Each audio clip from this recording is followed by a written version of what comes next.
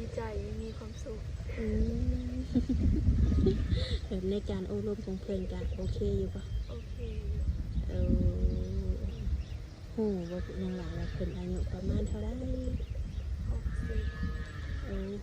บ่ถือว่าโดยสบายดีเด้อน้องห โด ลาน ยสบายดีสบายดีทั้งน้องเข็มบ่อืมมาพอกันรอบที่2เอื้อยไม่ได้ไปทางไหนบ่น้องหลานมื้อนี้ไม่ได้ไปทางใดมันอืเดี๋ยวเขาแล้วน้ำไปแล้วบ่โดยโดยก็ถือว่าอยู่เฮือนพักผ่อนเนาะโดยเปิดใจมากนี่ก็ได้จักมือแล้วน้องอะจือได้บ่ ป้ายเลยนะ คิดปลายบ่มีแล้วบ่คนคงใจนะ มี หืมอ้าแม่นบ่มีอะดีบ่ ดีใจน้องๆได้มาหาเป็นรอบที่2ก็ถือว่ามีคนคงใจเด้ยังคุยกันอยู่บ่ทุกมื้อนี้ โดยอืมคุยกับเพิ่นนี่โลนบ่น้องล่ะ โดนเกิดเลยตั้งแต่เปิดคลิปคุณเนาะก็คุยมาถึงทุกมื้อนี้ดีใจน้องๆหลายๆเนาะแบบคุยกับเพิ่นรู้สึกเป็นอะไรนั่นแหละความรู้สึกของน้องขนาด ดีใจมีความสุขอืมแบบในการอบรมของเพื่อนกันโอเคอยู่ปะโอเคเออหูว่าน้องหลานว่าเพิ่นอายุประมาณเท่าไร60บ่ถือว่าอายุห่างกับน้องนี่หลายพอสมควรเนาะน้องหลานเนาะโดยแต่ว่าเจ้าก็สิเอาเพิ่นมาเป็นลูกเป็นผัวได้บ่น้องหลานได้ คิดว่าได้เนาะโดยเห็นหน้าเห็นตาเพิ่นเรียบร้อยบ่โอเคอยู่บ่ โอเค ก็ถือว่าผ่านอยู่เนาะโดยเพิ่นเป็นคนลาวคนไทยน้องละ เป็นคนลาวแต่เป็นไปอยู่ต่างประเทศเพิ่นไปอยู่ต่างประเทศโดยโอ้โดยแสดงว่าแบบเพิ่นนี่ก็เคยมีครอบครัวบ่น้องละได้ถามบ่เคยมีทั้งน้องก็ฮับเพิ่นได้บ่ได้เนาะโดยบ่ได้ติอีหยังเพิ่นบ่น้องละเพราะว่าน้องเป็นสาวโสดเด้เนาะโดยเป็นสาวโสดที่ว่ายังบ่เคยสร้างครอบครัวแต่ก็บ่ได้ติอีหยังเพิ่นเนาะโดยนอกจากเพิ่นแล้วก็มีคนอื่นทักเข้ามาจีบอยู่ว่าน้องล่ะกับมีอยู่ทางน้องก็เลยได้ลงได้ตอบเห็นบ่โดยแต่ใจนี่คือสิให้เพิ่นแล้วเนาะ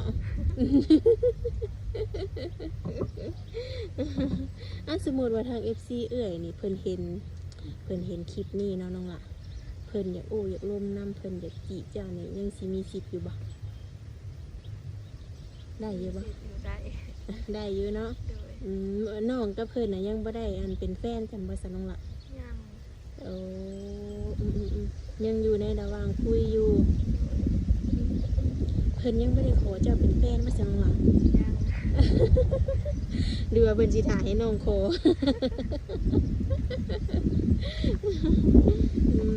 โดยคือว่าเราเป็นผู้ใหญ่เนาะเพิ่นก็ต้องคุยกันไปก่อนเนาะเนาะแบบคนอื่นทักเข้ามาเนี่ยมีอยู่บ่ทักเข้ามาปุ๊บแล้วขอเป็นแฟนปรับแบบนี้นะบ่มีเนาะส่วนใหญ่นี่คนที่ทักเข้ามาหานี่เป็นผู้บ่าวทางใดน้องล่ะคนลาวนี่ทักเข้ามาหาเจ้านะผู้ว่าฟังไทยได้สิน้องล่ะมีบ่มีแต่ผู้ว่าฟังลาวรุ่นแบบรุ่นข้าวเดียวกันบ่เด้อรุ่นใหญ่กว่าโดยแบบเป็นทักเข้ามาแบบเวลาเพิ่นโทรมาก็หักสายเพิ่นอยู่บ่ครับ คุยเก่งอยู่บ่น้องล่ะนี่ก็บ่เก่งอายบ่สมมุติว่าเพิ่นวิดีโอคอลมาได้สนุกล่ะกล้าเปิดกล้องบ่ค่ะกล้าอยู่แต่ว่าเว้าบ่เก่งโดยขี้อายต้องให้เพิ่นเป็นคนชวนคุยบ่โดย โดยแบบว่าส่วนใหญ่นี่เพิ่นทักเขามาในสไตล์แบบจีบเจ้าบ่อืมแต่แบบรู้สึกหวั่นไหวอยู่บ่น้องล่ะผู้บ่าวทักมาหาหลายอยู่เนี่ย หวั่นไหวอยู่ อยู่เฮาก็หวั่นไหวอยู่เนาะแต่ทางผู้บ่าวที่เจ้าคุยอยู่ทุกมื้อนี่เนาะที่ว่าเพิ่นอยู่ต่างประเทศเนี่ยเพิ่นได้บอกว่าน้องล่ะว่าเพิ่นสิมาเมื่อใดยังบ่ได้บอกเนาะคุยกันมื้อหนึงจักเทื่อนะ มื้อหนึ่งมื้อเดียวละเพิ่นมีส่วนร้ายเพิ่นมีแต่เสร็จ มีแต่เสร็จเอาเนาะ แสดงว่าส่วนใหญ่นี่มีแต่พิมพ์ข้อความแม่นบ่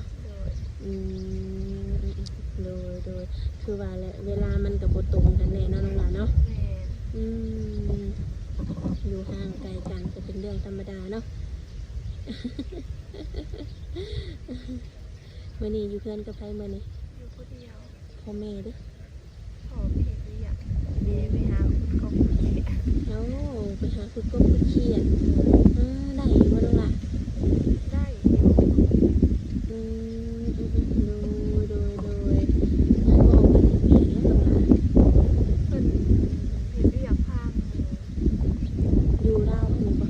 โดยอยู่ใน เอา ค่ายของมันเจ็ดอันนี้ อยู่หันบ่ โดย โดยเพิ่นอายุจักปีเด้อเราพ่อเฒ่าแม่นี่ พ่ออายุ47แล้ว แม่จะเด้ แม่อายุ45 โดอายุเพิ่นก็ยังอยู่ในวัยกลางอยู่เนาะน้องหลานเนาะแต่สมมุติว่าแบบทางว่าเจ้าคุยนี่เพิ่นอายุหลายกว่าน้องหลานแบบทางพ่อแม่เจ้าก็บ่ได้ว่าหยังบ่ยัง หา ว่า บ่ว่าหยัง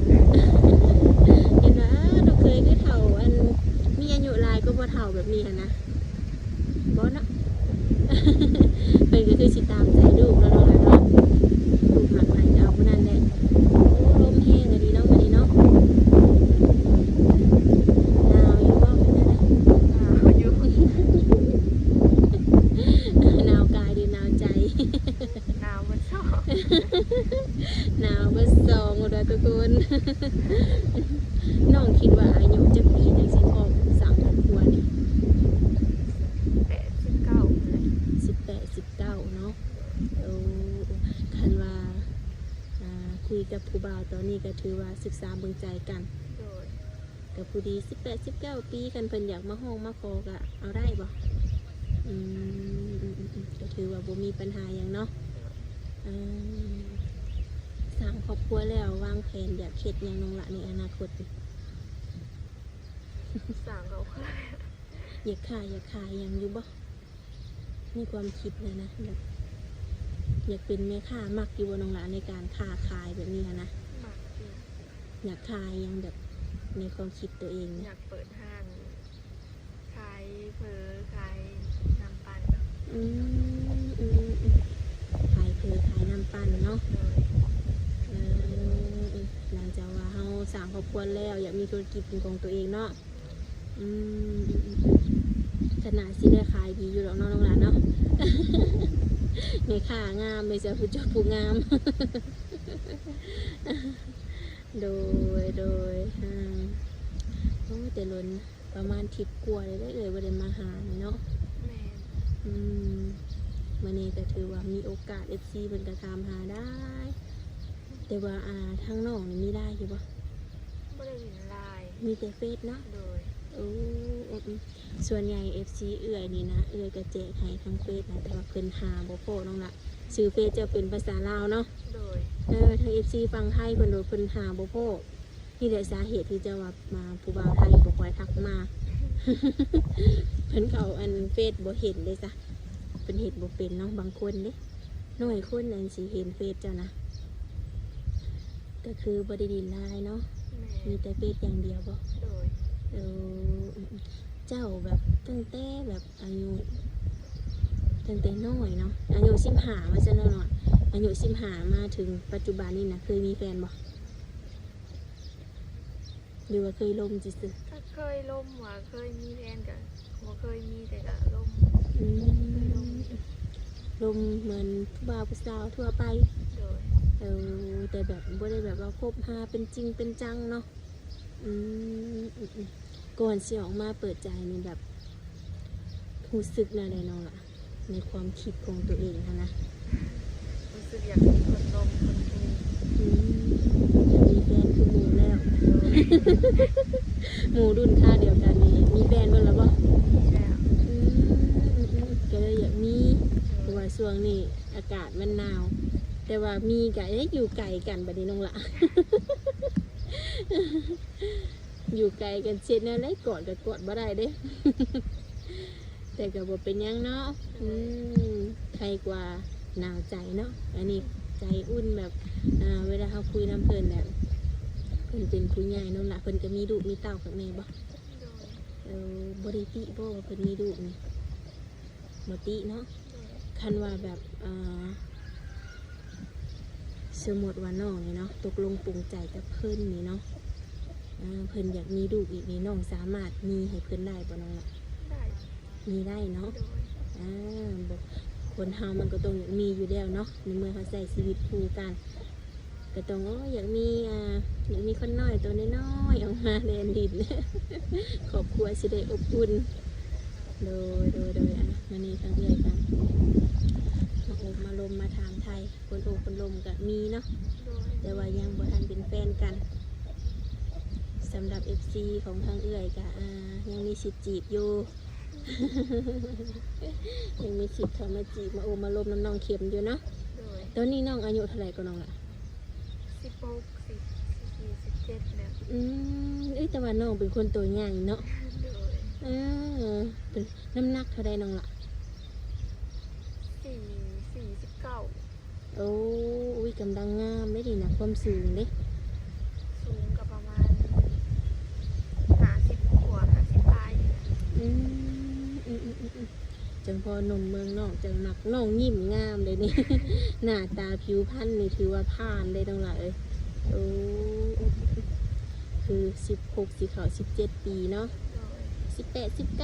20พอดีพร้อมสร้างครอบครัวเนาะ คันสร้างครอบครัวนี่ไปอยู่น้ำเพลินได้บ่น้องล่ะหรือว่า ได้ ได้เนาะ โดย ไปสร้างไปซาน้ำเพลินเนาะบางทีแบบบอกว่าได้บางทีเป็นมีธุรกิจอีกอย่างอยู่ฝั่งนั่นเนาะหรือว่าคนที่น้องคุยทุกมือนี่เป็นอาจสิแบบมาค้าขายอยู่พี่บอก็อาจจะเป็นไปได้เนาะ คุยกันแต่ละมือแบบมีอยู่บนลงหละแบบบอกหักกันบอกคิดหอดกันนี่นะ มีอยู่ เพิ่นบ่เป็นคนบอกก่อนเด้อได้ เพิ่นบอกก่อน ทางน้องก็ตอบรับบ่ โดย ถือว่าจักเปอร์เซ็นต์แล้วในแบบในการโอลมกับเพิ่นนี่ 50%แล้ว 50%เนาะโอ้อีก50%ก็คือคุยกันไปและคันเพิ่นขอเป็นแฟนก็ตกลงบ่ตกลงเนาะ โดย โดยโอ้ดีใจน้ำน้องในลายเนาะมื้อนี้ ถือว่าความหักกะกำลังไปได้ด้วยดีเนาะน้องหลานเนาะ โดย เรียกสาระหน่อย โดยนะเสมอยจักมาได้ทางไหนเสมอย เสมอยมีอย่างสิถามน้องเพิ่นบ่เพิ่มเติม บอเขาเวียงคาม บ่มีเนาะ โด บ่ ย มีกระทั่งเอื้อยก็สิได้ขอ เวียงเจ้าว่าหัวข่อยยังว่าบ่ทัวข่อย ทั้งเอื้อยก็สิขอตัวกลับก่อนเนาะน้องหลานเนาะจังใดก็ขอให้สมหวังกับความหักในครั้งนี้เนาะโดยสบายดีน้องหลาน โดยสบายดี